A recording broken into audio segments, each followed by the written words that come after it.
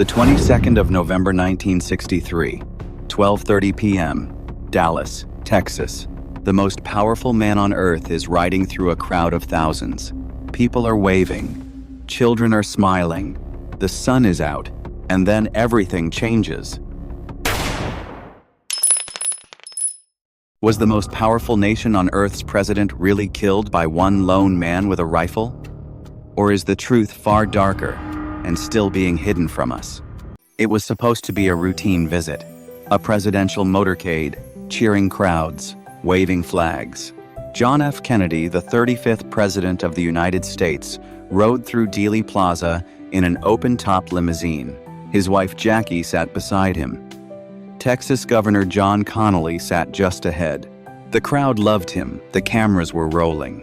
And then 3 shots shattered everything.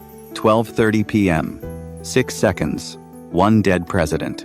By 1 p.m., JFK was officially declared dead at Parkland Memorial Hospital. The most protected man in the world was gone. 6 seconds. That's all the time it took. 3 shots fired. 2 men hit, 1 nation broken. But here's what the news didn't focus on. The moment those shots rang out, the crowd didn't just scatter in panic. Thousands of people ran toward the Grassy Knoll, a small hill, ahead and to the right, in front of the motorcade, a place with 0 official record of any gunfire. So why did so many eyewitnesses, police officers, reporters, bystanders, all instinctively run there? What did they hear? What did they feel? That question has never been fully answered. His name was Lee Harvey Oswald, 23 years old, ex-Marine, former defector to the Soviet Union. He worked at the Texas School Book Depository, the building directly overlooking the motorcade route. A Carcano rifle was found on the 6th floor.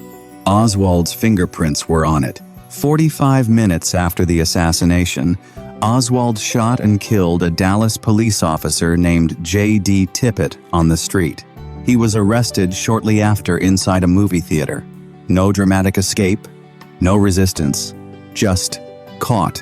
And when reporters surrounded him, Oswald looked straight into the cameras and said, "I'm just a patsy, a fall guy, set up."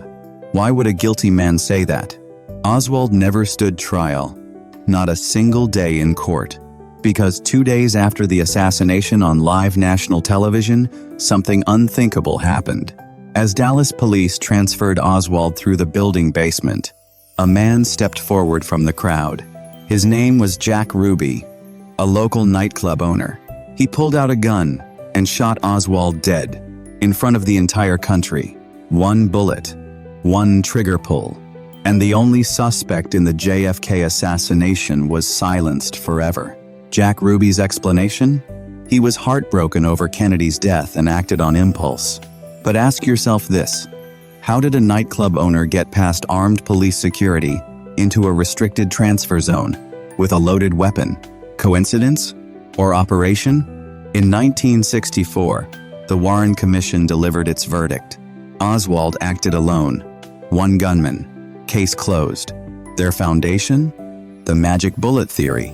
1 single bullet, they claimed, entered JFK's back, exited his throat, then traveled through the air, changed direction, struck Governor Connally, broke through his rib, shattered his wrist, and lodged in his thigh. 7 wounds. 2 men, 1 bullet.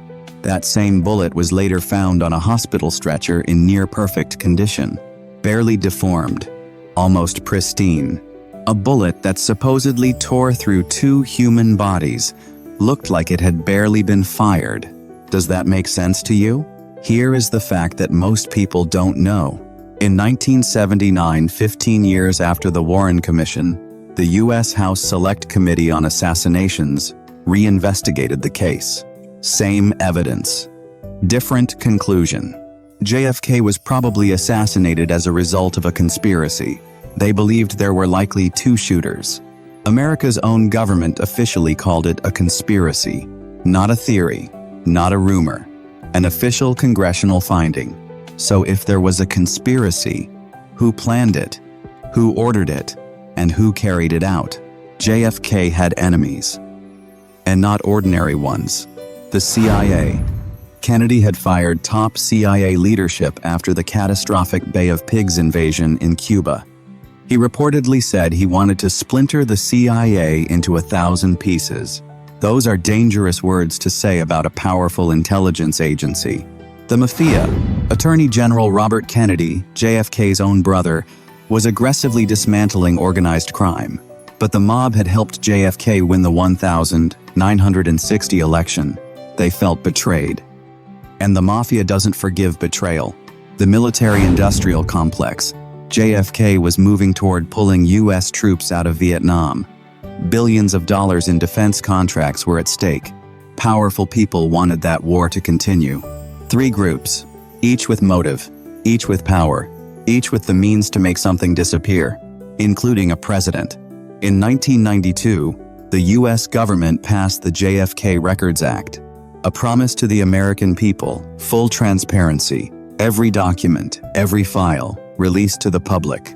60 years have now passed, and some of those files are still classified, still sealed, still hidden behind the words national security. Think about that. 6 decades, the people involved are dead, the Cold War is over, the world has changed completely. So what is still in those files that cannot be shown? What truth is so dangerous that it must stay buried? John F. Kennedy wasn't just a president who was shot on a sunny afternoon in Dallas. He was a question that was never allowed an answer. He was a truth that was buried along with him. Want to know how a single man survived 2 atomic bomb blasts? Click here. Or, if you want to discover how 583 people died on a runway in the world's worst aviation disaster, click right here. See you in the next video.